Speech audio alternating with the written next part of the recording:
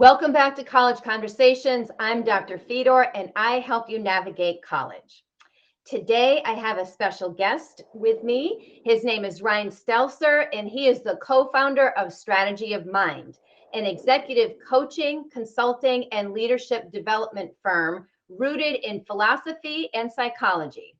Prior to consulting, Ryan served in the Obama White House as a presidential management fellow, where his team was responsible for improving and sustaining high levels of performance across federal agencies. His writing has appeared in the Washington Post, Quartz, Fast Company, and Huffington Post, and he pens a weekly newsletter for LinkedIn. Ryan, you are a busy guy. Thank you so much for joining me. His latest book is Think, Talk, Create, Building Workplaces Fit for Humans. And that was published in September of 21. Again, thank you for joining me. You're a super busy guy with a lot of interesting projects going on. So I just want to throw that out there. Thanks so much for joining me. Thank you for having me, Janice. So your latest post was really interesting to me because I never saw somebody take physics and apply that to ethics. So I was like, this is really interesting. Let's dive into this a little bit. The intersection of physics and ethics, and somehow you're applying a bell curve to ethics. What is that all about? Because I've never heard a bell curve applied to ethics before. Well, again, thank you for having me. It's a pleasure to be with you, and I love following your channel and seeing all the great work that you're doing for to benefit college students. So it's a treat to be with you. The idea was back when I was in college, when I was in graduate school, many moons ago. I was really interested in philosophy and ethics and applying philosophy. And ethics is sort of applied philosophy. It's how you can put philosophy into practice in the real world, quote unquote, real world, whatever that is. And I was obsessed with finding an ethical formula, some sort of ethical maxim that was a logical notation, sort of like an E equals MC squared of ethics. I wanted to find that equation for ethics. And as it turns out, human beings are quite complex, and it's difficult to find that perfect phrase for ethics. Even the golden rule, do unto others as you would do unto yourself, that it actually has its challenges in certain contexts. So there's no perfect ethical maxim. And so I pretty much gave up on the idea of finding that kind of perfect sentence. And a friend of mine, it was towards the end of graduate school, my best friend in school, still my best friend. I was in his wedding last year. He said, "Hey, why don't we take a quantum physics class for fun, just to get our minds off of philosophy and ethics? It'll be a complete game changer as far as where our headspace is." And that's his idea for fun. I have to red flag there, but anyway, go on. I was very fortunate in that we went to the University of Chicago, and Chicago, for the students who are interested in applying, is a wonderfully diverse, and there are no boundaries as far as institutional or organizational or departmental sort of silos. You have to take major requirements for sure, but you can take courses in any division, any department. There are very few restrictions on where you can take classes. And that's true for graduate students as well. So apart from any sort of necessary prerequisites, like I'm not able to take classes in surgery, obviously, at the medical school for public health reasons.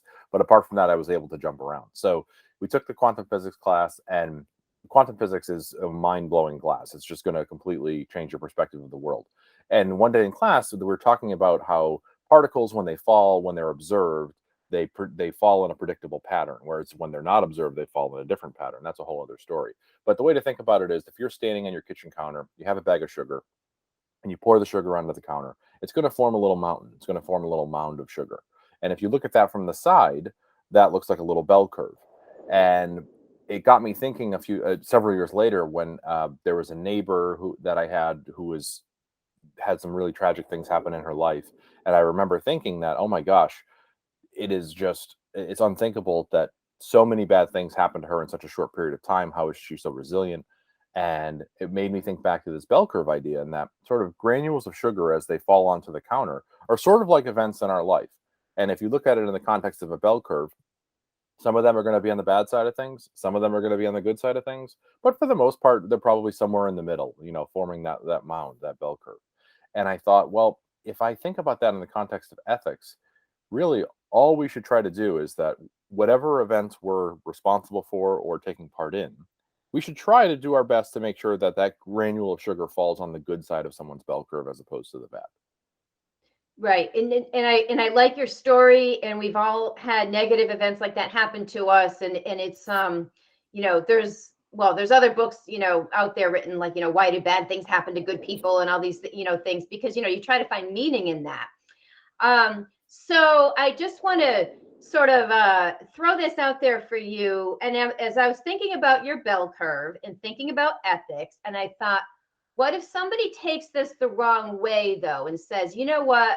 Here's my bell curve for, the month, the year, or life, or whatever of my good deeds. And I'm doing okay, neutral deeds and a lot of good deeds, or whatever.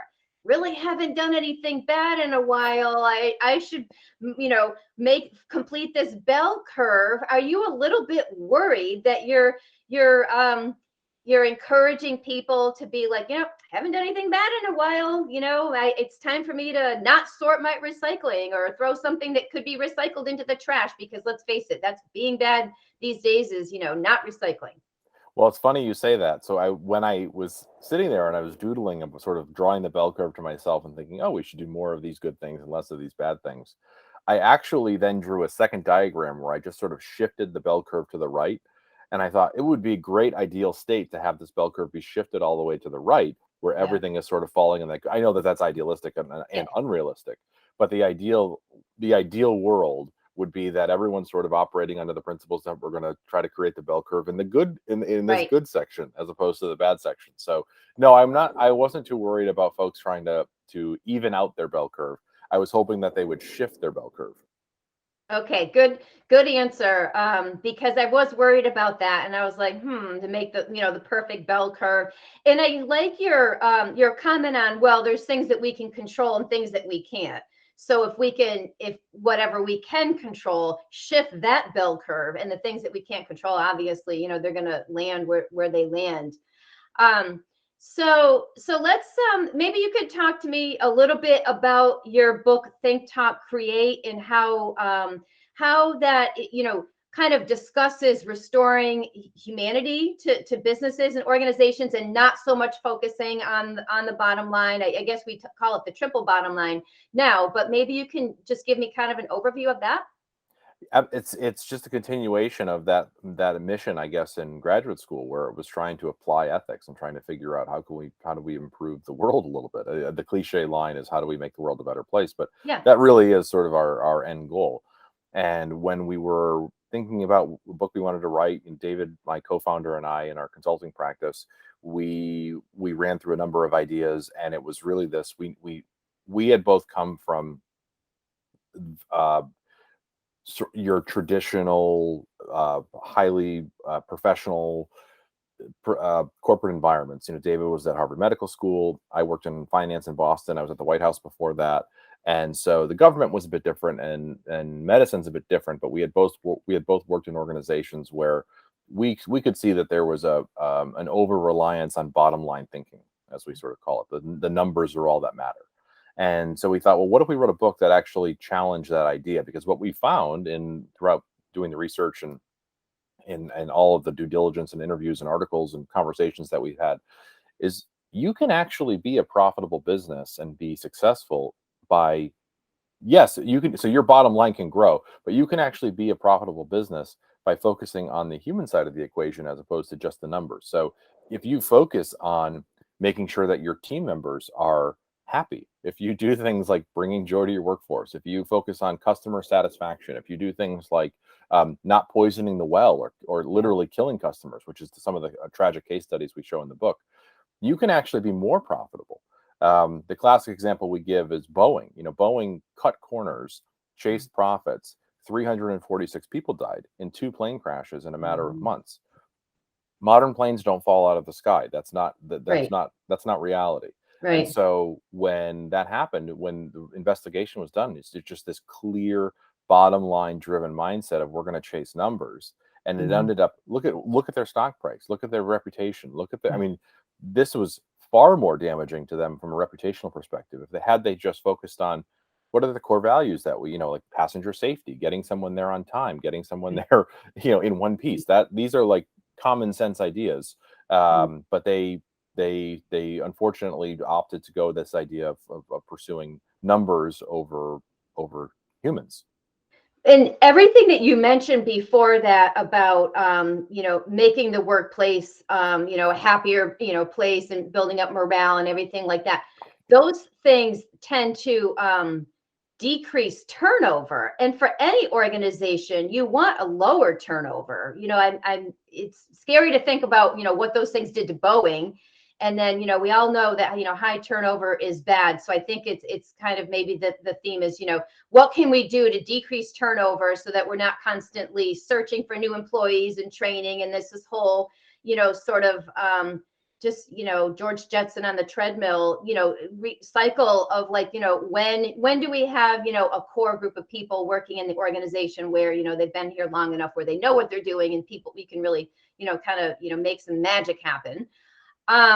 Speaking of magic, I'm a big Disney fan, and I wanted to talk a little bit about your post that you had on LinkedIn that was about where should companies compromise, like, when they're like, oh, we need to cut costs, like what should we, cut out? And then, big meeting, top management or whatever. And this idea of using active inquiry. Can you comment on where you should compromise and where you should not compromise? Absolutely. So ultimately, what it boils down to, the short answer there is, what are your what's the core foundational principle of your operation? So what are the things that people know you for, and what do they come to you for?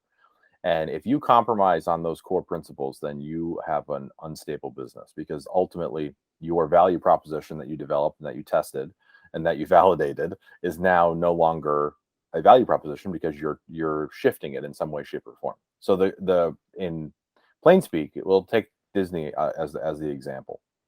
So Disney has a long and storied history and a colorful history, and there have been a lot of ups and downs as far as the company's performance. Right now, we could talk about how it's maybe shifting in a certain direction as opposed to previous years, but when Michael Eisner took over basically in the 90s, what happened was Disney was really in a rough position. There was a stretch of time when the box office flops, the parks were losing money, they were barely breaking even. There wasn't a lot of promise as far as what the company was going to produce in the coming years. And Michael Eisner comes in as the CEO, and for years, Disney has the famous team, the Imagineers. The Imagineers are like the story and engineering, and they basically responsible for everything that's creative. They do all of the story, like all of the story development, narrative building, the engineering, the technology. So everything that's sort of Disney Park is related to is in some way affected by the Imagineers. And so they were essentially pushed to the side in the 80s when Disney went sort of this hyper number focused corporate mindset. Value, shareholder value is all we care about, and we're going to focus on bottom line numbers and just turning a profit. The company was profitable, but it lost its essence. It lost that Disney magic, so to speak. And when Michael Eisner came in, he was looking around and trying to and looking at different parts of the organization, and the Imagineers had been basically culled. I mean, there was a few of them left. The department had been practically shuttered. Yeah. And he said, look, this is what we do. People Right. come to us because of the work that you do. So we're going to rebuild this company around you. You're going to be the backbone of what we do here. You're the creative side. You're the engineering side. You are the Imagineers. You are the people who bring our imagination to life. And that mindset of going back to, because ultimately, if you think about just a Disney park, forget about the films. If you think just about a Disney park, Yeah. the core experience for a guest there is that they leave wondering to themselves, oh my gosh, I can't believe Disney did that. How did they do that? What did they do? Yeah. That's so amazing. You leave shocked. Right. And that guarantees you're going to return. Right. And it's escapism. And in order to have effective escapism. You need to have all the details, the sights, the sounds, the smells, the characters, that's what's always impressed me about Disney and the experience is that they're just so detail focused, and I love that. And it's like, they have people walking around, like you never see a piece of trash, even because there's somebody walking around, and as soon as somebody drops a candy wrapper, it's picked up. Or they don't sell certain things, or I think they maybe they don't even sell gum inside the park because they don't want gum anywhere. Certain parts of the park are repainted every night, so they look fresh every morning. So it's that attention to detail, and that's where the magic comes in. Like, you never go to Disney World and you're like, oh, look at this tired old place. It's like they keep it new and fresh, and that's part of the magic. So I guess we're in agreement on that. You don't compromise on your unique selling proposition. And if you're Disney, your unique selling proposition, your USP is magic, and that escapism. But every company has their unique selling proposition, and that's where they shouldn't compromise. Absolutely, yeah. I mean, with Disney, what prompted the article was there was someone on social media who was riding into the park, and they could see the behind the scenes of one of the new attractions that was being built and developed, and Yeah, it spoiled the magic. right, And Disney has gone to such lengths in the past of making sure that you never see how how the trick is done. right, And right. now, because they're probably trying to save money, look, we don't need to build that wall to block the view. It's going to cost extra money to do that. Let's just, let's save some money, and Yeah, folks can see it. It's behind the park. It's fine. Only a few people will see it. Well, as soon as you start compromising like that, yeah, you're letting go of the core The magic is your secret sauce. That is what right, you sell. And right. people come and they are unbelievable at separating you from your money. I mean, they are probably the best Yeah, at separating you from your money. yeah. But the reason why people willingly pay it is because when they go, they are in shock at what Disney does. And now all of a sudden they're starting to compromise a little bit. And I think I've always been impressed at how they move people around. Like, you're waiting in line, but yet, there's things to look at, or there's like you're distracted by something. And that's, again, part of the escapism, part of the magic. But if like they cut back on that, then, if you're going to wait in a line for an hour with like four blank walls and you're queued up like that and nothing to look at, you're not going to go back to Disney World. But a lot of times when you're waiting in a long line, but there's so much going on, and you're distracted, and and things happening and moving, and everything like that. So it's like waiting in an hour, at Disney World in a line isn't the same as waiting for an hour, at the airport, let's say, or for TSA or something, where you're waiting at the airport for an hour. That's a little bit different of an experience. Maybe the airport could take a page out of Disney handbook, Yeah. and how can we make some magic? People will not be upset with these lines, and let's do some things. But anyway, no, I know that increases the cost, but There'll be anyway, there'll be a gift shop in the airport now. yeah, yeah, the gift shop, or like some other different things to look at, things to distract you, and so forth. Um, so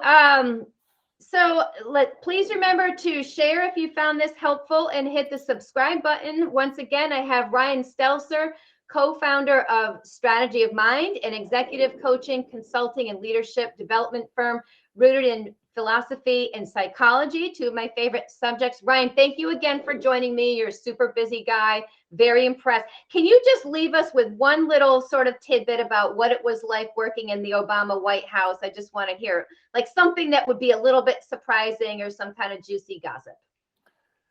The the first thing that comes to mind is, well, there are two things. One, when I was there, the biggest show on TV was House of Cards. That was a big Oh, deal. yes, I love that show. Yeah. When I was working there, my parents, friends, everyone watched House of Cards. Yep. And the most common question I got was, "Is it like House of Cards?" And my Yeah. answer was always, "No, it is nothing like House of Cards. It is the show that most accurately captures Washington. If Yeah. you want to know what it's like to work at the White House, you need to Yeah. watch Veep. Veep is the show that gets it 100% right. Really? They have it down to the badge colors, to the floor tiles, to the paint color on the wall in the Okay. offices. Julia Louis-Dreyfus as in Veep is the most accurate representation of Washington I have ever seen. Oh, wow, that's great. That was they had a lot of consultants from the White House work on the show Yeah. to make sure it was sort of this, even the lingo and the staffing language was. So if you're looking for a show that's accurate, of course it's actually it's it's yes, it's a comedy and it sort of portrays it in a silly way, but it's pretty close. Veep is the closest show to actual DC. And then as far as the juicy tidbit, I would say, um, when I first saw President Obama for the up close in the first for the first time, very very thin, very very sort of slender and very Yeah. elegant, very regal. Yeah. The one who was I think, like, and I was starstruck when I saw him. I was taken aback. Oh my gosh, it's President! The one that was unbelievable. So it almost had a halo when she walked into the room was Michelle. Oh, That was just talk about presence, and yeah. you sort of like lean back when she walks in Yeah. just because she was just so wonderful. Nice.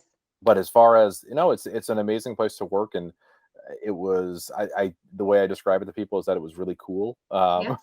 I proposed to my wife on the South Lawn during the 4th of July party. I Huh? mean, it was just some great experiences that are just so unique. Got to sit in the president's box at the Kennedy Center and things like that. It was just, yeah, sort of a surreal experience. But it's a great place to work. Obviously, it's Yeah. very high. It's a very high pressure, high stress environment. Sure. And the last thing I would say is government work gets a kind of a bad rap every once in a while, and there's Yeah. jokes like, "Oh, not bad for government work." Yeah. The people I worked with at the White House were some of the smartest people I've ever met. They're probably actually the smartest people I've ever worked with. Yeah. If I think back on my career and like who was the most impressive, the team there was just unbelievable. Good. Good. Well, thanks again for joining me. And I'm sure I'll talk to you again sometime soon. College Conversations with Dr. Fedor, signing off.